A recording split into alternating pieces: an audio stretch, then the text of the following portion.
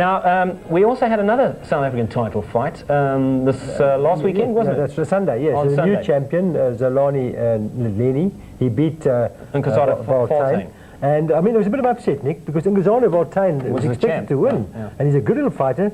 But after the first 3 rounds, Ndleni had his number, and he won the fight. But a good fight. Yeah. Not a lot of skills, but they really gave it a full go. It was down in Port Elizabeth, right? Port Elizabeth. Okay, down in Port Elizabeth. If you didn't get to see it, let's have a look courtesy of Top Sport and how the fight finished. And on my card, I've got Ndleni slightly ahead on points. It's unofficial, of course, but that's the way it looks to me.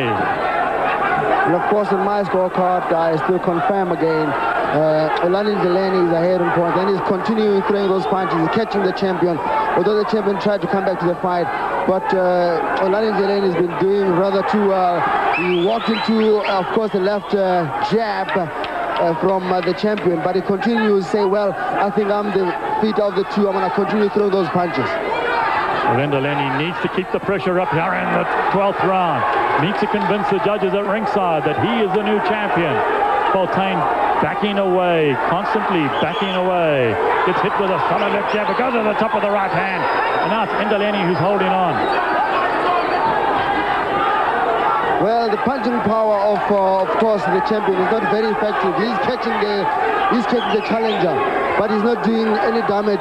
And the champion is really in trouble because the challenger realizes that the champion is in trouble. He goes forward all the time. He keeps on throwing punches, even though he's getting, he's getting caught by a combination from the champion. But he comes back and throws his own. Well, Valtane making a real effort to try and win this round and retain his title.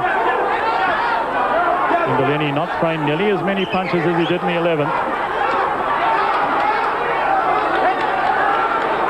Looks to me, Dingon, as though he's tired too. Yeah, both fighters are tired, but they've been throwing a lot of punches, definitely. There's no doubt in my mind that they should be tired in this last minute of this round, which is the 12th round of boxing. What more can you ask for?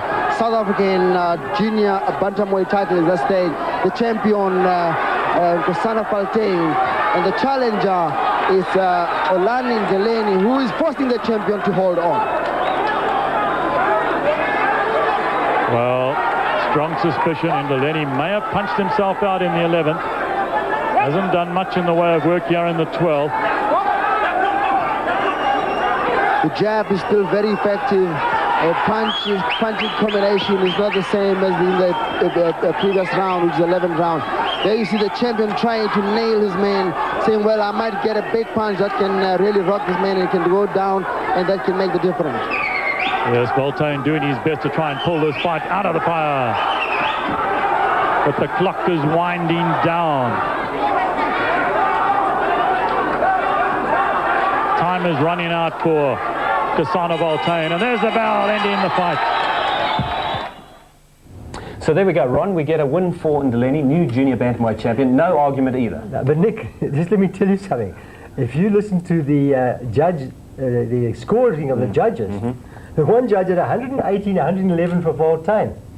I don't know where they got that score from. The other judge had 115, 117, 130, 170, both for Ndleni, which is correct. Yeah. But the one judge had the other way for Valtane. It was a split decision.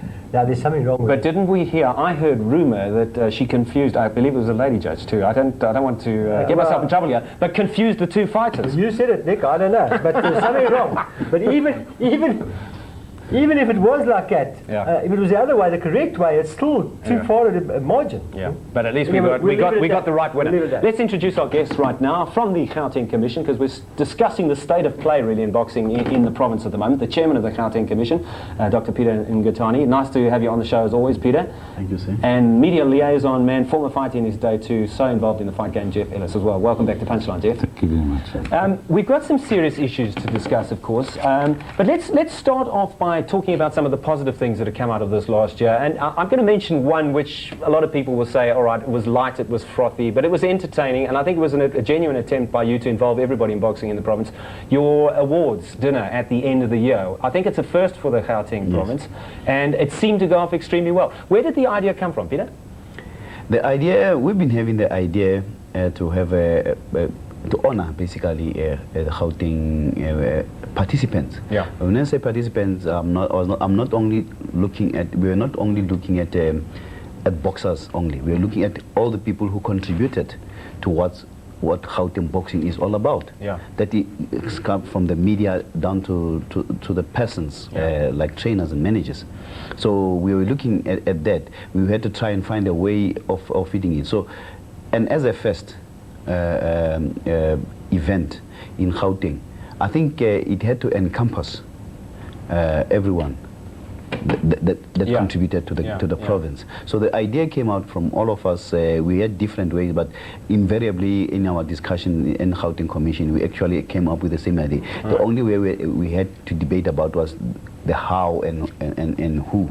Right, to invite. And as you say, Jeff, there was a genuine attempt to involve everybody, not just boxers, obviously the officials, the media, everybody seemed to be involved there, which was nice to see. And obviously it doesn't end there. You know, we've all those great fighters of the past, you know, are going to be brought back into it through our Hall of Fame. Nick, tell us about the Hall of Fame. That's interesting. Just tell us about this Hall of Fame, what you intend to do. I believe you want to have a function in the near future. Well, we're still discussing it at our commission meetings, and it looks to, you know, towards April, the beginning of April, where we will honor inaugurate three of our great personalities. When I say personalities, not necessarily a fighter. Yeah.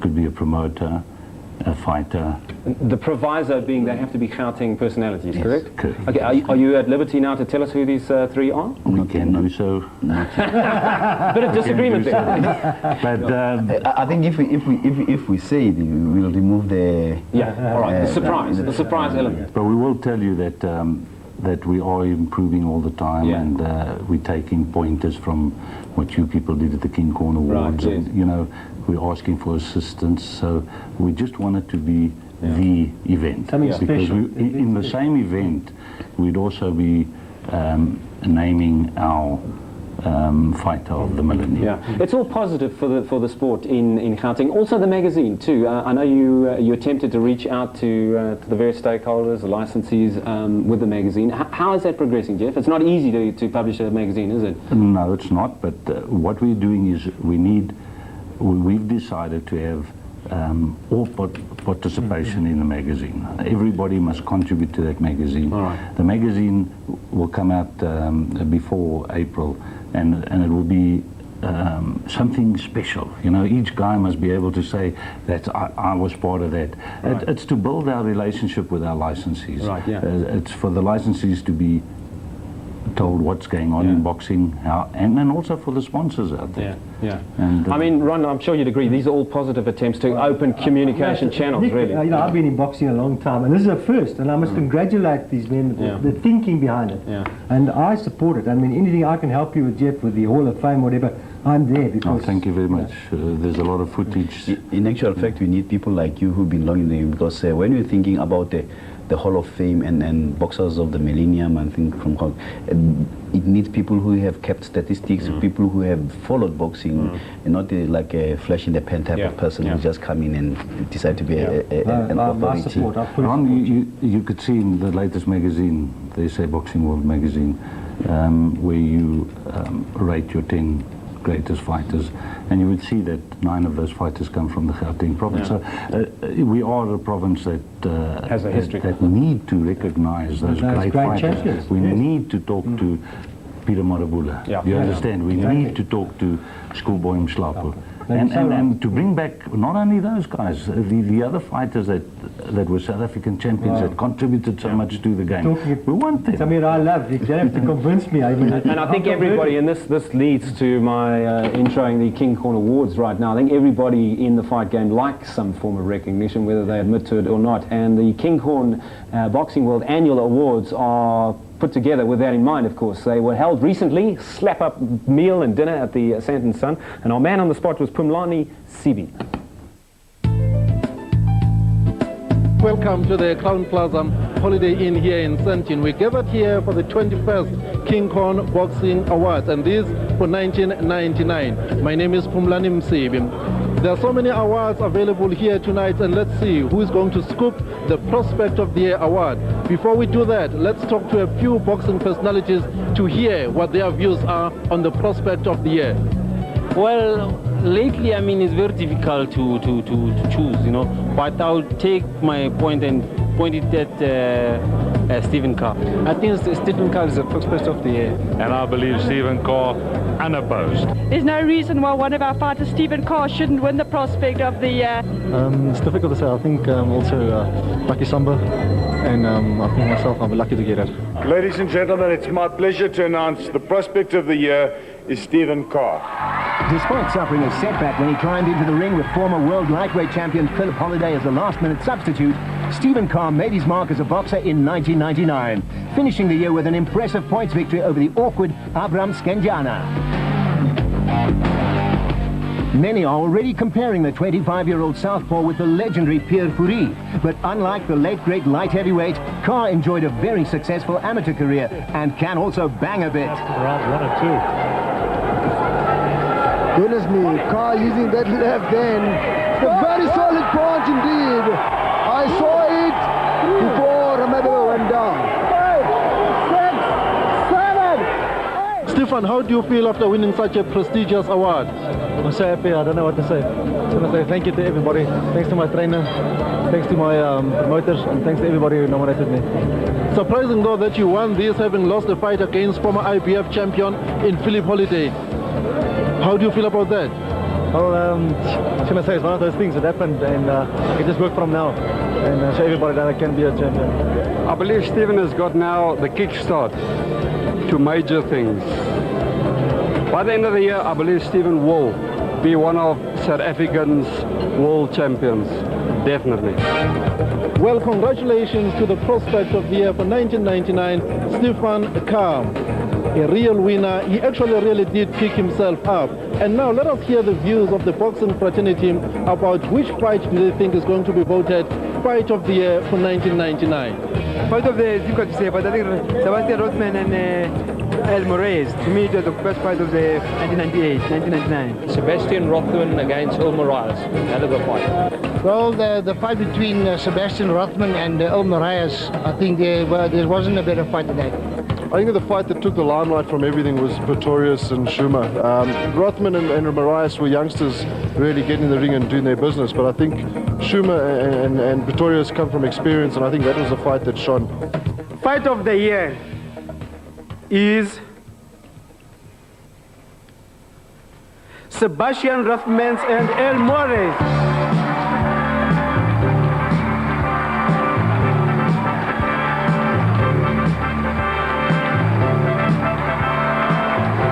It'll rank as one of the most exciting junior heavyweight title fights ever seen in South Africa. It'll be remembered long after other fights have been forgotten. Goodness, I speak that left hand caught all, but I'll come back with this combination. Exchange of blows. Ding dong fight. And it's a really big bangs that these guys are hitting each other. The pity is that there had to be a loser. And yet, in the minds of many, Sebastian Rothman and El Moraes both emerged as winners, even though it was Rothman who left the ring as the new South African champion. This has been a grueling battle between two very good big men. Earl is coming back very strong, catching his man. But this man comes back again, throw good punches. He's catching Earl. Earl is covering up, trying to avoid those punches. And Sebastian is loading those punches. Look at that. The right cross, and to finish up with that left hook. That forces Earl to hold on. With me now is two best fighters of 1999. Their fight voted Fight of the Year for 1999. El Moraes, how do you feel after winning this award? Brilliant, ecstatic. I feel ecstatic. We worked hard for the fight. Both myself and Bashan put a lot of time and effort into it, and it paid off. The public want to see a rematch, and they will see a rematch. I guarantee them that. Sebastian, same feelings? Yeah, I'm honored just to be here tonight, and I'm privileged to be given this title. I'm looking forward to maybe fighting Earl in the next year or two, so we'll see. Well, congratulations to El Moraes and Sebastian Rothman. What a humdinger, what a fight. These guys really slugged it out. The conditioning of the two athletes was amazing. Congratulations. Now we're going to move on to yet another category and find out who the boxer of the year is. But then again, as it is a trend, we want to talk to boxing personalities and just check their views and opinions about who they think is going to walk away with this prestigious award. I think the boxer of the year is Philip No. Actually, I'll nominate myself there. I'll be the boxer of the year, and I think that will be Push Makam. Leo Ledwaba taking over Beyond Bungu's title. The way I see it, Push Makambi really pulled through this year. It's a difficult choice to choose with the boxer of the year because all of them they did well in the last year. But as the scorecard says, I think I can go with this guy Stokes Ledwaba. I don't know what other people said, but I think Ledwaba was the best choice for me. I mean, with all the problems he had, he managed to become a world champion. The Boxer of the Year award goes to Mpuz Makabini.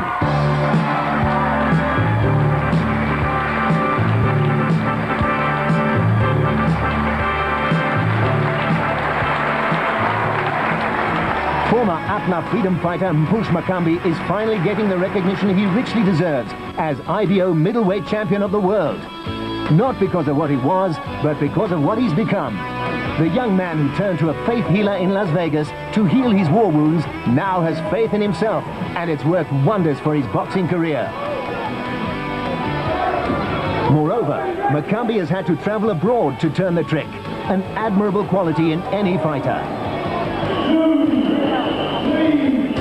And now voted Boxer of the Year 1999 IBO middleweight champion Mpush Makambi. Mpush, congratulations. Thank you. Thanks. How do you feel after winning such an award? I'd like to thank God. I'd like to thank my mother. I'd like to thank all the people who backed me throughout all these years when I was being kept in the cold. But, I don't know what to say. So I feel very excited. I'm so happy. Mpush Makambi, congratulations, IBO middleweight champion of the world.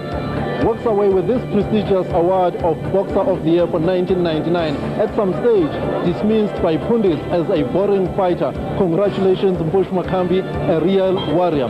Tonight, there was also a special award for Les Smalam, the man from the border region. From us here at the King Kong Boxing Award, thank you very much. Good night.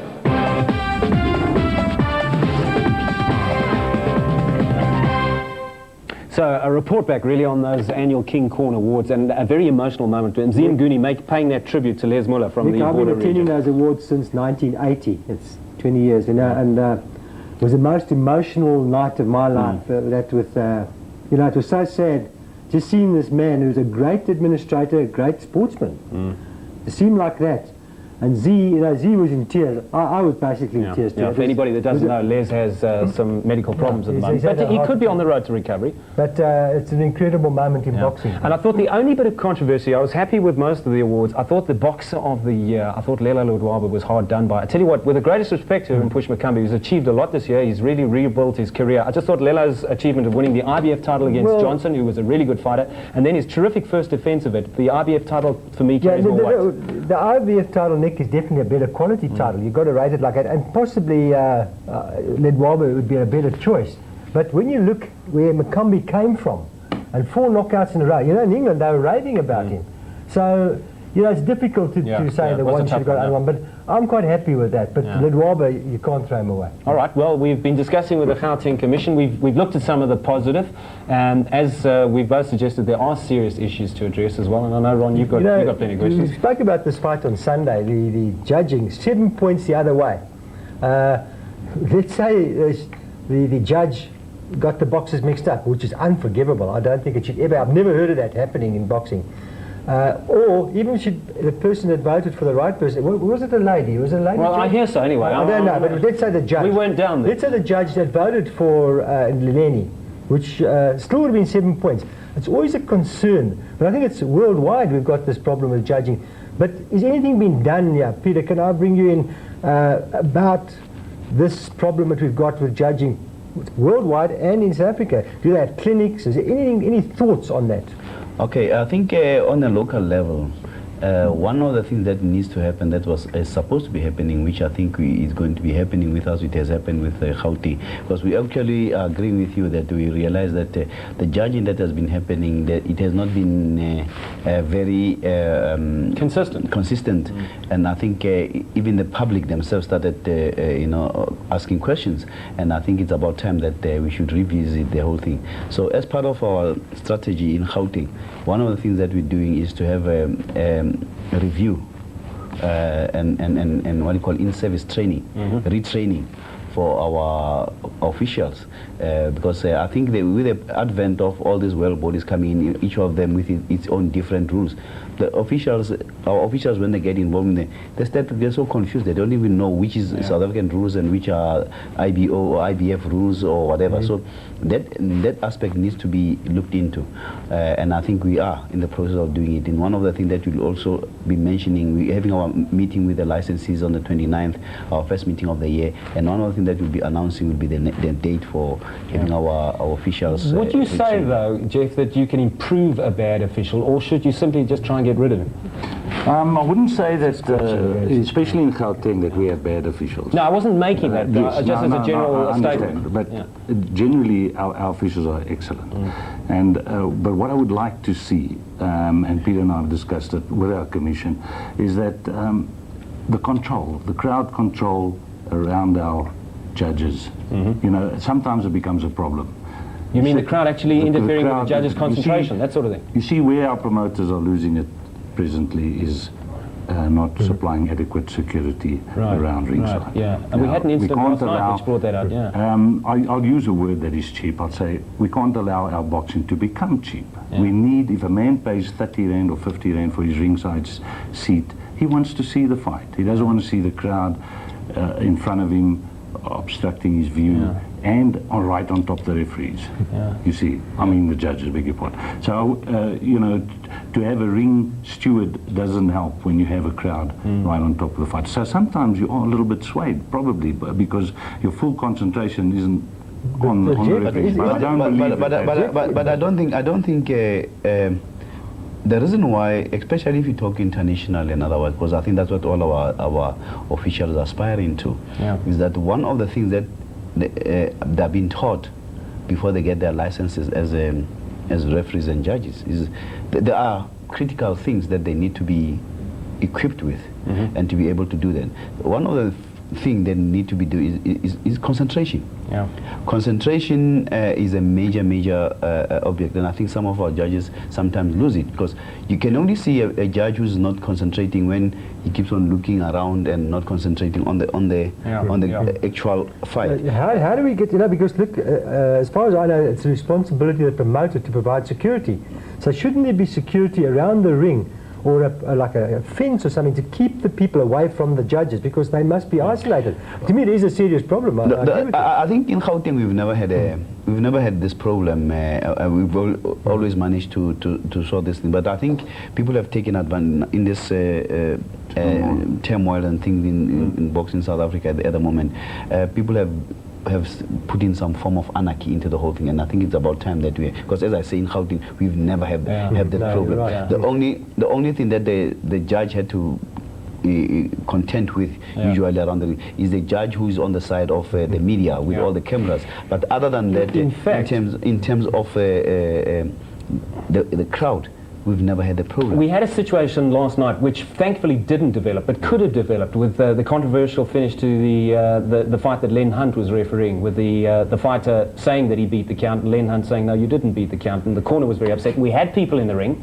There wasn't any security on hand really to control a situation if it had got out of hand. Thankfully, it didn't get out of hand. So the point is well made that you're making there. I was at the fight. And yes, there was a bit of a controversy there. But having said that, we will address that. I don't know whether you've noticed that the Gauteng licensees, cornermen, trainers are now properly dressed. They're taking pride in what they're doing. And we have spoken to them. We have a meeting on Saturday with our licensees again. On the 29th to, and these